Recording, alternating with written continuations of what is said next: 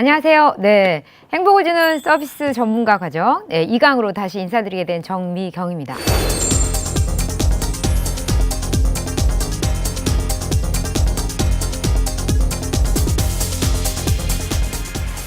네, 1강 어떻게 잘 들으셨나요? 이제 2강으로 이어서 여러분께 새로운 소식을 좀 드리고자 합니다. 네, 여러분 혹시 예전보다 우리 사는 거 좋아졌죠? 네, 뭐가 좋아졌나요? 네, 빨래는 뭐가 해주죠? 세탁기가 해줍니다. 밥은 밥솥이 해주고요. 냉장고에 넣으면 음식이 잘 보관이 됩니다. 흔히 청소기로 청소 다 해주죠. 이렇게 편리해졌습니다. 이게 바로 기술의 발전이죠. 네, 맞습니다. 제조업에 있어서의 기술의 발전이 우리의 삶을 굉장히 윤택하게 만들어줬는데요. 이 기술의 발전이 여러분께 강조드렸던 서비스 산업에도 아주 큰 영향을 미치고 있습니다. 요즘 이런 이야기 혹시 들어보셨나요? 기술이 더 발전할 이유가 있을까? 이것이 정말 인간에게 도움이 될까? 네, 그럴 정도로 지금의 기술의 발전은 고도화되고 있는데 이번 시간은 서비스 산업에 지금 발전하고 있는 기술이 어떤 영향을 미칠지, 그래서 우리가 서비스 전문가로서 성장하기 위해서 어떤 준비를 해야 될지를 한번 여러분께 소식으로 드리고자 합니다. 자, 한번 들어가 볼까요? 네, 여러분께서 지금의 여러 가지 변화된 기술 발전이 서비스 산업에 어떤 영향을 미칠지 이번 과정을 통해서 한번 경험해 보시고 마음의 준비를 해봤으면 하네요. 네, 우선 여러분께 책 한 권을 추천해 드리고자 합니다. 네, 혹시 이 책 보셨나요? UN 미래 보고서라는 책인데 이미 이게 올해 2045로 업그레이드가 돼서 나왔기 때문에 혹시 읽으실 분들은 저는 2045 업그레이드된 책을 읽으시기를 권해드리는데요. 저는 작년에 이 책을 보면서 진짜 깜짝 놀랐습니다. 여기 나오시는 저자이신 박영 선생님의 동영상도 보면서도 더 한번 놀랐었는데 한번 강추하고요. 우선 이 책에서 얘기하는 2020년에 한국에서 추락하는 것들이라고 하는 주제로 나온 주제들이 놀랍습니다. 그건 뭐냐면 지금까지 우리가 한국을 이끌었던 모든 산업에 아주 큰 대변혁이 일어난다는 이야기인데 인구 감소가 제일 먼저 나오네요. 뭐 이 얘기는 다 한 번씩 들어보셨죠? 네, 두 사람이 만나 최소한 2명은 나야 흔히 말해 똔똔인데 한 명도 안 나는 상황이 되고 있는 게 지금이다 보니 뭐 일부에서는 2300년도에 한국이란 나라가 없을지도 모른다라고 하는데 지금 심각하죠. 네, 그것과 함께 그런 어쨌든 변화의 가장 큰 산업의 변화는 자동차의 추락이라는 표현이 있네요.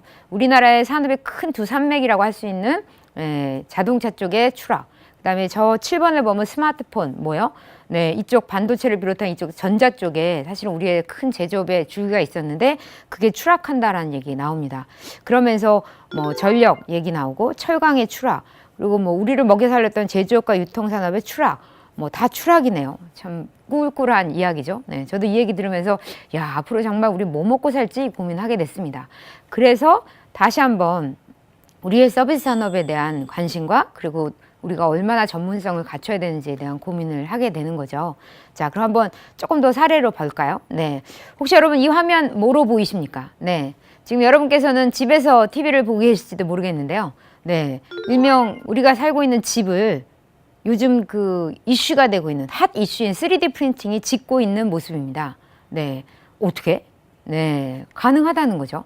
네, 3D 프린팅이 아니라 이제는 4D 프린팅이라고 나올 정도의 시대적인 발전이 되고 있어요. 혹시 여러분 궁금하시면 유튜브에 들어가셔서 3D 프린팅 집 이렇게 한번 치시면 아마 관련된 동영상 보실 수 있을 겁니다. 네, 얼마나 걸릴까요? 이렇게 3D 프린팅으로 집을 지면. 네, 맞춰보시죠. 며칠일까요? 네, 며칠? 보통 집을 하나, 아파트 하나 지려면 몇 년이 걸리는데 3D 프린팅으로 현재 집을 짓는데 3일이 걸린답니다. 3일이.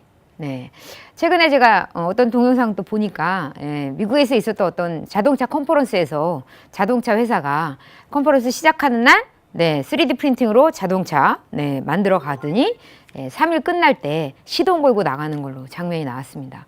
이제 3D 프린팅은 우리 사회에서 벗어날 수 없는 굉장히 큰 이슈가 될 것 같고요.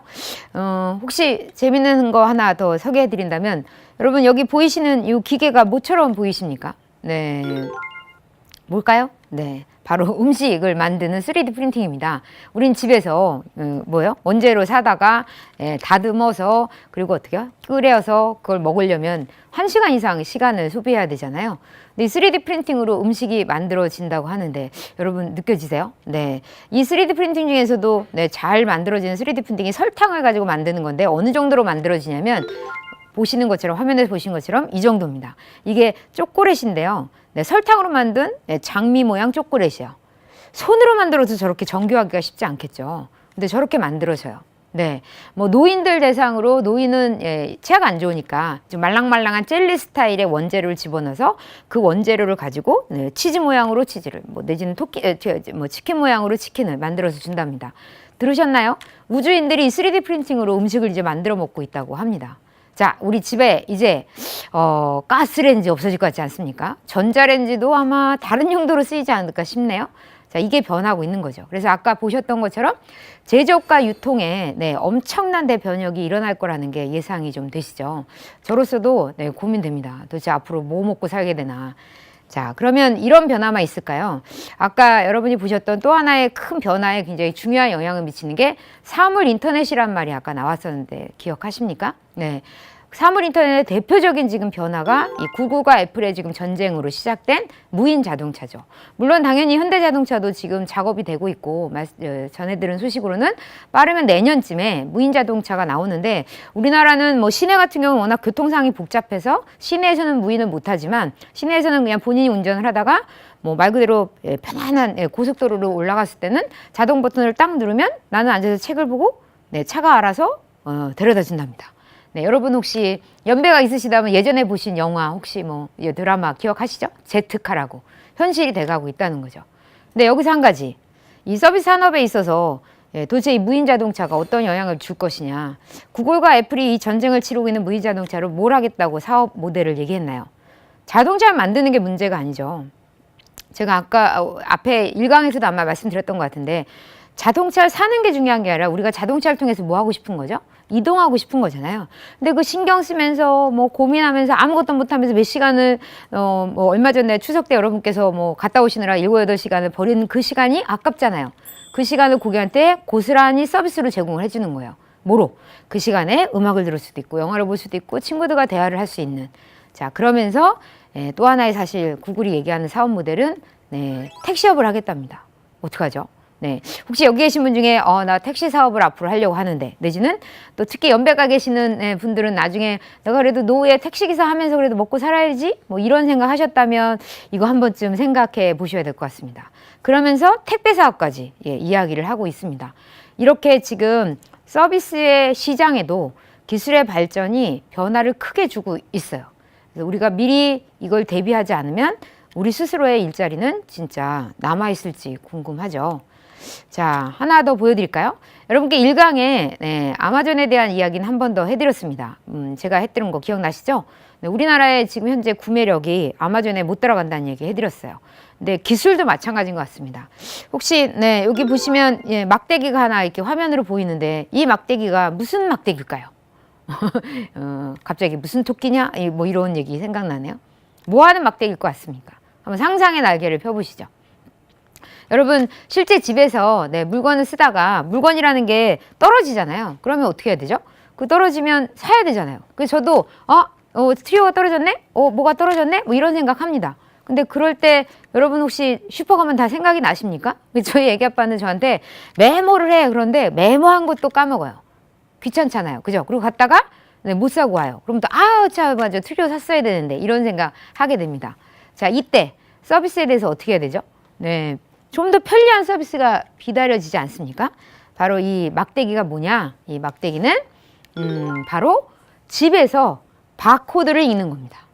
여러분, 마트 가셔서 물건 사시게 되면 그 캐셔들이 다 뭐 합니까, 거기서? 여러분의 바코드를 읽어서 계산을 해주지 않습니까? 그거를 집에서 한다는 거죠. 그래서 내가 물건이 필요하다 그러면 요새는 대부분의 모든 물건에다 뭐가 들어있죠? 바코드가 있습니다. 그래서 그 바코드를 어떻게 하는 거예요? 읽는 거예요. 그러면 저 막대기가 바코드를 읽어서 어떻게 할까요? 바로 저거는 사물 인터넷이기 때문에 내 아마존 계정의 장바구니에 올라갑니다. 그러면 내가 보고 싶은 장을 다 보았다라고 하면 이제 어떻게 해요? 핸드폰 열고 아마존 클릭해서 내 장바구니 열면 거기에 뭐요? 주스, 트리오, 뭐 이렇게 올라가겠죠. 그러면 어떻게 하죠? 거기서 정말 필요하다고 판단되는 것만 뭐 하면 되죠? 클릭하고 엔터키 딱 쳐서 결제 누르면 어떻게 될까요? 집 앞까지 배달이 됩니다. 세상 참 좋아졌죠. 네. 주부인 저로서도 기대됩니다. 아직 저는 안 이용해봤지만 저게 나온다고 한다면 가능할 것 같아요. 네. 그래서 제가 마트 쪽에 교육 가서는 그런 얘기 농담 반 진담 반으로 거기 일하시는 캐셔분들 참 고생 많이 하시죠. 네. 근데 사실은 그 직업이 유지될까? 걱정이 됩니다. 자, 왜냐? 이미 우리나라에도 이런 시스템의 변화와 발전으로 변화가 시작이 되고 있다는 걸 확인할 수 있거든요. 혹시 여러분 화면 보이십니까? 네, 스마트 톨링 시스템. 예, 이 단어 가지고는 이해가 잘 안 되시죠? 근데 차가 왔다 갔다 하네요. 뭘까요? 네, 바로 여러분이 지금도 이용하고 계신 하이패스가 앞으로 고도화 될 건데요. 이미 한국도로공사가 발표를 했습니다. 2020년에 모든 고속도로의 요금소가 무인화가 됩니다. 네.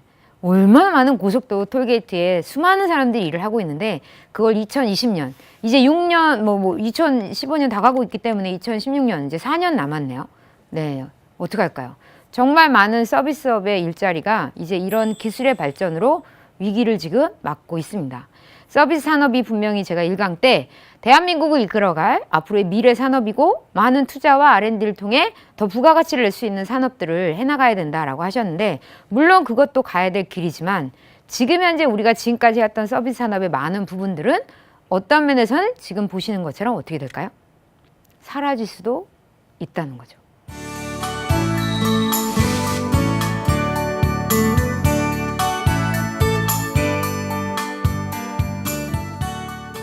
그러면 우리는 뭘 해야 될까요? 최근에 나온 이 정보를 통해서는 저는 더 큰 놀라움을 가졌습니다. 요즘 워낙 텔레비나 뉴스에서 많이 나오는 친구죠? 친구 맞나요? 이제 친구라고 부를 것 같습니다. 로봇이. 네, 페퍼입니다. 네, 우리나라 제2기포인 손정희 회장이 있는 소프트뱅크에서 올 3월 달입니다. 멀지도 않은 3월 달 25년의 노력을 기울였다고 하는데요. 손정희 대표가 흔히 말해 감정 로봇을 만들었습니다. 그래서 여기 화면에서 보시면 아시지만 스스로 판단합니다. 어디를, 상황을. 그래서 사람의 표정과 목소리 등등등을 인지해서 대화를 뭐하죠? 풀어갑니다. 예. 여러분 또 궁금하죠? 페퍼가 어느 정도 대화를 하는지. 네, 또 유튜브에 올라가면 페퍼 치면 대화법이 나옵니다. 저도 깜짝 놀랐습니다. 먼저 적극적으로 인사를 거누고요. 고객에게 대시를 합니다. 거기다 흔히 말해서 고객이 내가 수요일날 다시 올게 그랬더니 밀당까지 합니다. 자기가 수요일날은 바빠서 고객을 맞이할 수 없대요. 다음에 보재요. 자, 이렇게 고객을 자유자재로 내 편으로 만들어가는 로봇이 세상에 오픈이 됐네요. 지금 현재 3월에 오픈을 할 때는 이 페퍼가 할 수 있는 기능이 사용자와 이렇게 대화가 가능하고 그 다음에 뭐요? 가족 사진을 촬영할 수 있고 스마트폰과 연동해서 메시지를 보내는 정도다. 근데 앞으로의 페퍼의 역할은 달라질 거다라고 합니다. 그러면서 하는 역할이 베이비시터부터 가게 점원까지 사회 전반에 무한한 가능성을 가지고 페퍼의 역할은 넓어질 거다라고 얘기합니다. 여러분 혹시 이미 아셨다면 이미 경험하신 거고 처음 들으신 분들은 혹시 등짝이 오싹해지지 않으십니까? 저는 처음 이 정보를 접하고 20년 넘게 서비스업에 있으면서 이 정도의 위기가 있었나 싶습니다. 네, 실제로 많은 지금의 서비스 산업에 있는 분들이 감정 노동이라고 말을 하면서 일을 하면서 힘들어하고 있지만 사실은 그들의 흔히 말해서 삶의 터전이자 일자리였던 거잖아요. 그런데 이 페퍼가 그 일자리를 어떻게 하겠다는 거예요? 가져가겠다는 겁니다. 그래서 실질적으로 지금 시험 가동이 일본에서는 이루어지고 있네요. 네, 그래서 페퍼가 화장품 판매하는 안내원으로 등장을 했습니다. 네, 지금 화장품 가게 얼마나 많습니까? 네, 소상인들로 운영을 하는 화장품 가게 많은데 그 화장품 가게에 사람이 안내를 하는 게 아니라 페퍼가 안내를 하는 식이 됩니다. 근데 제가 얼마 전에 어느 큰 기관에서 교육을 했는데 거기에 이 화장품 매장을 운영하시는 책임자분이 한번 오셨어요. 그래서 그것들에게 상품을 판매하는 데 있어서 가장 어려움이 뭐냐라고 그랬더니 여러분들도 그 화장품 매장 특히 다양한 상품이 같이 있는 그런 매장에 가면 종류가 정말 수만 가지죠. 그 작은 매장 하나에 최소 종류가 2만 개에서 많게는 3만 개까지 들어간대요. 인간의 용량이 한계가 있는 거죠. 뭘까요? 고객이 이거 물어보고 저거 물어보는데 아는 데까지는 대답을 하지만 사실 직원들이 아무리 노력을 한다고 해도 2만 개에서 3만 개의 정보를 정확하게 인지해서 정보를 제공한다는 게 쉬울까요? 쉽지 않잖아요. 그게 가장 고민이랍니다. 교육을 시키지만 그 한계가 있다는 거죠. 이걸 어떻게 해야 될지 고민하겠다. 자, 페퍼에게 물어보면 페퍼는 어떻게 해요? 용량이 제한이 없을 것 같아요. 물론 뭐 한계가 있을 수도 있긴 하지만 그럼에도 불구하고 인간의 용량보다는 페퍼가 훨씬 더 많은 지식과 정보를 우리에게 제공할 수 있지 않을까요? 거기에 물어봅니다. 이거 피부가 어떤지 뭐가 어떤지 입력된 대로 대답을 한다면 가능하지 않을까요? 네, 가능할 것 같습니다. 또 이거 외에 최근에 들었던 건 미국의 맥도날드가 로봇을 도입을 해서 운영을 해보겠다고 합니다. 전 세계 맥도날드에서 일을 하고 있는 수많은 직원들의 일자리가 지금 위기의식으로 다가오고 있다는 거죠. 이거 어떡할까요? 네. 여러분께 제가 첫 1강에서 시장의 저성장을 통해 서비스 산업의 어려움을 얘기했는데 사실은 그거는 뭘까요? 그냥 태풍 정도라고 한다면 이 기술의 발전은 제 생각엔 뭐 쓰나미 이상 가는 원자폭탄에 가까운 영향을 미칠 수도 있지 않을까라는 생각이 듭니다.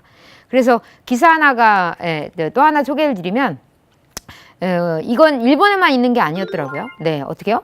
오페라 가수로 데뷔한 독일의 미온이라는 맨 앞에 있는 로봇이 노래를 부른답니다. 우리의 조수미 씨가, 그죠? 또는 우리의 수많은 성악가들이 아름다운 노래를 불러서 우리의 귀를, 우리의 마음을 풍요롭게 해주는데 그 노래를 로봇이 부른대요. 자, 두 번째가 그래도 자랑스러운 우리나라 로봇입니다.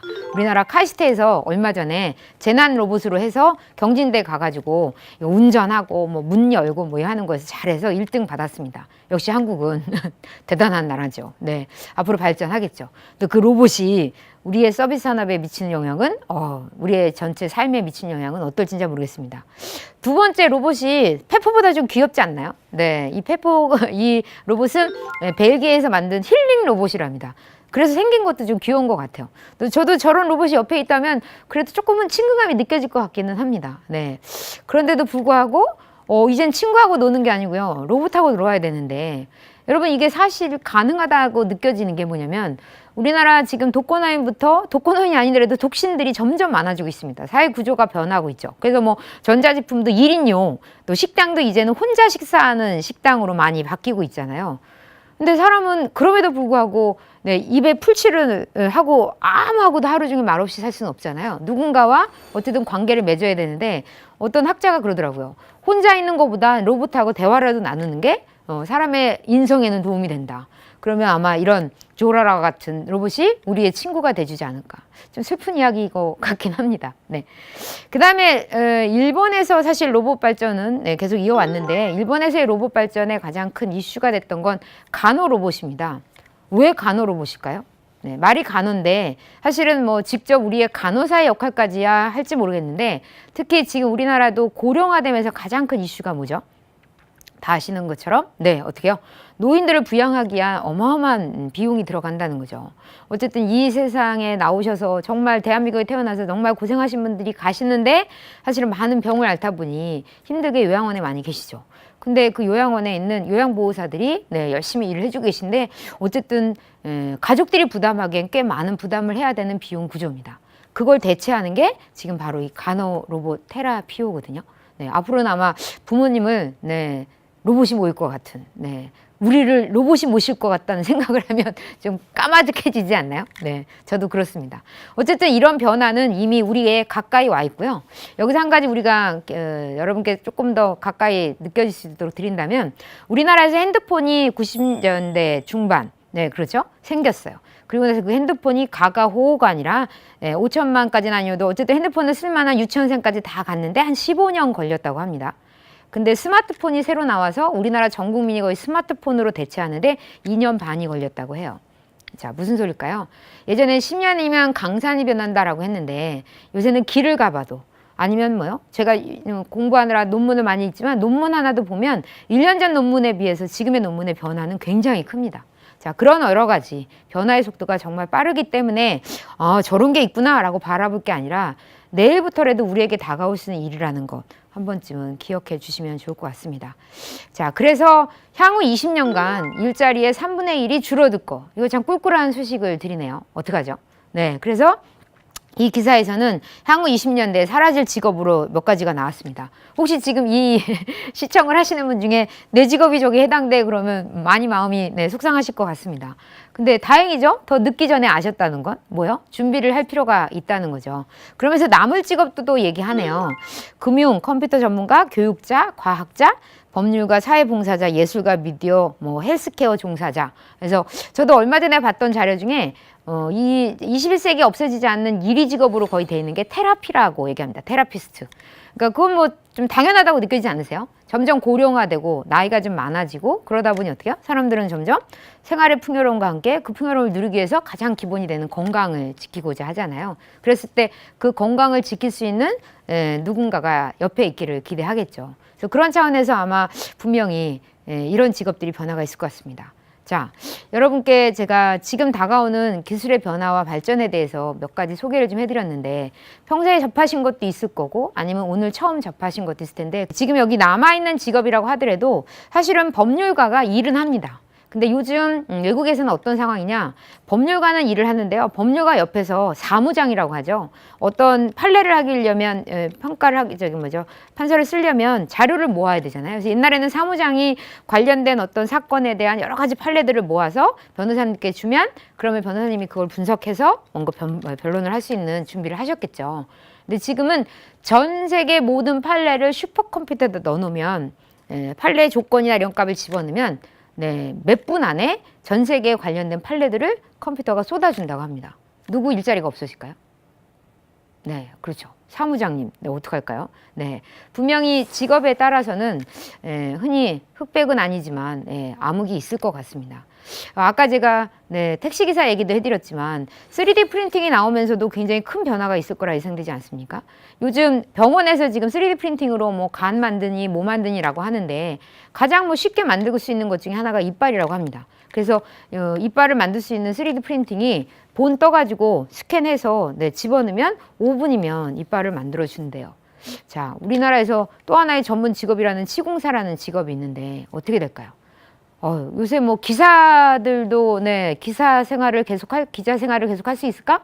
지금 구글 슈퍼컴퓨터에서 내놓는 기사의 속도가 기자들이 돌아다니면서 발품받아 맞는 속도보다 빠르다고 하죠. 기사의 글이 일명 로봇이 만들어내는 글보다 빠를까요? 모르겠네요. 정확할까요? 감정이 들어가지 않았을까요? 어떻게 됐을까요? 자, 여기서 우리는 고민을 하게 됩니다. 서비스 산업, 앞으로 위기가 다가오죠. 근데 그럼에도 불구하고 서비스라는 것의 가장 중요한 건 뭐죠? 고객을 뭐 하는 거예요? 만족시키는 거거든요. 그러면 여러분이라면 그렇죠. 사람보다 로봇이 나를 더 만족시킬 거라고 생각이 드십니까? 저 개인적으로는 그래도 사람은 누구를 찾을까요? 사람을 찾을 거라고 생각이 듭니다. 근데 대가는 꽤 클 것 같습니다. 그래서 여러분 다 아시다시피 외국의 선진국들은 간호사래거나 미용사래거나 사람에게 고급의 서비스를 제공하는 회사분들의 인건비가 어떻게 해요? 꽤 높습니다. 우리나라하고는 여러 가지 구조가 좀 다르긴 하죠. 그래서 단순히 로봇에 밀릴 거다 또는 기술에 밀릴 거다라고 고민할 게 아니라 어떤 면에서는 우리 스스로가 더 서비스의 전문가로서 기계가 하지 못하는 인간이 할 수 있는 것들을 해나가야 되지 않을까. 그게 어떤 인공지능에 대해서 설명을 해준 교수님의 표현에 의하면 이런 표현을 하시더라고요. 인간은 끊임없이 그럼에도 불구하고 새로운 걸 창조해낼 수 있다는 거죠. 로봇은 이미 창조된 걸 집어넣으면 그대로 할 수 있지만 인간은 그 이상 가는 창조를. 그래서 끊임없이 더 많은 사람들에게 이 서비스 산업이 행복을 주기 위해서 어떤 서비스를 만들어낼 것인가, 창조해낼 것인가가 우리의 화두가 될 것 같습니다. 그런 면에서 이번 과정을 통해 여러분이 하고 계신 산업에 대한 또는 서비스에 대한 더 나은 창조적인 아이디어를 한번 이번 기회에 다시 한번 고민을 해보시고 좋은 결과를 얻어보시면 좋을 것 같습니다. 시청하시느라 수고하셨습니다. 고맙습니다.